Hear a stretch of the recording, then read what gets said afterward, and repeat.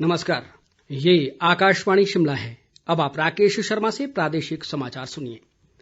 मुख्यमंत्री जयराम ठाकुर ने आज शिमला से वीडियो कॉन्फ्रेंसिंग के माध्यम से सोलन जिला के दून विधानसभा क्षेत्र में 208 करोड़ रुपए की विभिन्न विकास परियोजनाओं के उद्घाटन व शिलान्यास किए। इस अवसर पर उन्होंने कहा कि पिछले 2.5 वर्षों के दौरान क्षेत्र में विभिन्न विकास कार्यों पर 200 करोड़ रुपए से अधिक की राशि खर्च की गई है। उन्होंने कहा कि इस दौरान बद्दी बरोटीवाला विकास प्राधिकरण द्वारा विकास कार्यों पर 58 करोड़ रुपए खर्च किए गए। मुख्यमंत्री ने कहा कि वर्तमान में बद्दी बरोटीवाला नालागढ़ में करीब 2000 औद्योगिक इकाइयां कार्यरत हैं। इनमें 10,000 करोड़ रुपए का निवेश हुआ है और 72,000 से अधिक लोगों को रोजगार मिला है। जयराम ठाकुर ने कहा कि हिमाचल गृहिणी सुविधा योजना के तहत क्षेत्र में अभी तक 2145 पात्र लाभार्थियों को निशुल्क गैस कनेक्शन प्रदान किए गए हैं।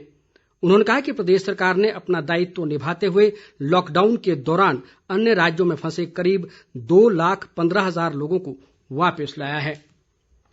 केंद्रीय वित्त व कॉरपोरेट मामले राज्य मंत्री अनुराग ठाकुर ने कहा है कि विकल्पों के समन्वय, अवसरों की अधिकता और बाजार के खुलेपन से भारत निवेश के लिए सर्वोत्तम स्थान है। एक बयान में उन्होंने कहा कि भारत अवसरों का देश है और भारत में आपदा को अवसर में बदलने की अनूठी क्षमता है।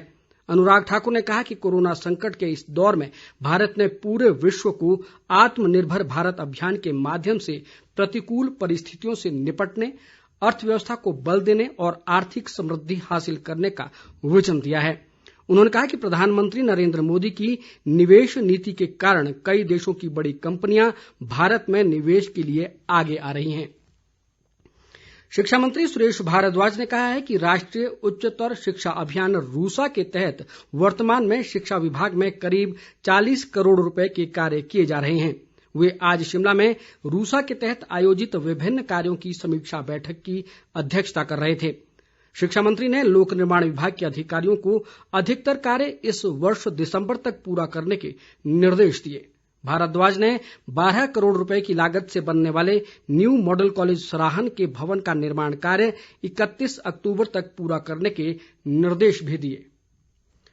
आज राष्ट्रीय प्रसारण दिवस है। वर्ष 1927 में आज ही के दिन देश में पहली बार मुंबई से एक निजी इंडियन ब्रॉडकास्टिंग कंपनी ने रेडियो से प्रसारण किया था। जून 1936 में इंडियन स्टेट ब्रॉडकास्टिंग सर्विस को ऑल इंडिया रेडियो का नाम दिया गया। वर्ष 1927 से रेडियो भारत में आम जनता के जीवन का हिस्सा रहा है। बहुजन हिताय बहुजन सुखाय के अपने ध्येय को ध्यान में रखते हुए आकाशवाणी ने शुरू से ही सूचना, शिक्षा और मनोरंजन का काम किया है। इस अवसर पर केंद्रीय सूचना और प्रसारण मंत्री प्रकाश जावड़ेकर ने लोगों को अपनी शुभकामनाएं दी। एक ट्वीट में उन्होंने कहा कि रेडियो ही एक ऐसा माध्यम है जो देश के कोने कोने में लोगों को समाचार देने और उनका मनोरंजन करने का काम करता है। राष्ट्रीय गोकुल ग्राम योजना के तहत ऊना जिला के थाना कलां में प्रदेश का पहला गोकुल ग्राम स्थापित किया जाएगा। ग्रामीण विकास व पशुपालन मंत्री वीरेंद्र कंवर ने बताया कि केंद्र सरकार ने इस परियोजना के लिए 9 करोड़ 95 लाख से अधिक की राशि स्वीकृत की है, जिसमें से 7 करोड़ 78 लाख 64 हजार रुपए की राशि जारी हो चुकी है।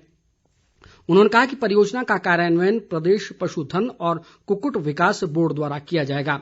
वीरेंद्र कंवर ने कहा कि गोकुल ग्राम में रेड सिंधी, साहिवाल, गिर, थारपारकर और विशेषकर प्रदेश की देसी नस्ल की 500 गाय रखने की क्षमता होगी। शहरी विकास मंत्री सरवीण चौधरी ने कहा है कि प्रदेश सरकार ग्रामीण आर्थिकी को मजबूत करने और ग्रामीणों की खुशहाली पर विशेष ध्यान दे रही है। उन्होंने कहा कि पंचायती राज संस्थाओं के सुदृढ़ीकरण और इन संस्थानों के माध्यम से ग्रामीणों को विकास में भागीदार बनाने के प्रयास आरंभ किए गए हैं। सरवीण चौधरी ने कहा कि मनरेगा और आजीविका मिशन के तहत अनेक गतिविधियां शुरू की गई हैं और इस दौरान सामाजिक दूरी का विशेष ध्यान रखा जा रहा है। सरवीण चौधरी ने आज शाहपुर में जन समस्याएं सुनी और अधिकतर का मौके पर ही निपटारा किया। प्रदेश सक्षम गुड़िया बोर्ड की उपाध्यक्ष रूपा शर्मा ने आज शिमला स्थित राजभवन में राज्यपाल बंडारू दत्तात्रेय से भेंट की।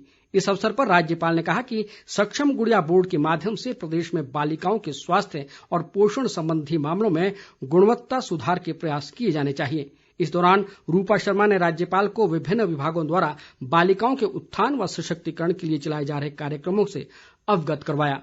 इसी के साथ ये समाचार बुलेटिन समाप्त हुआ। नमस्कार।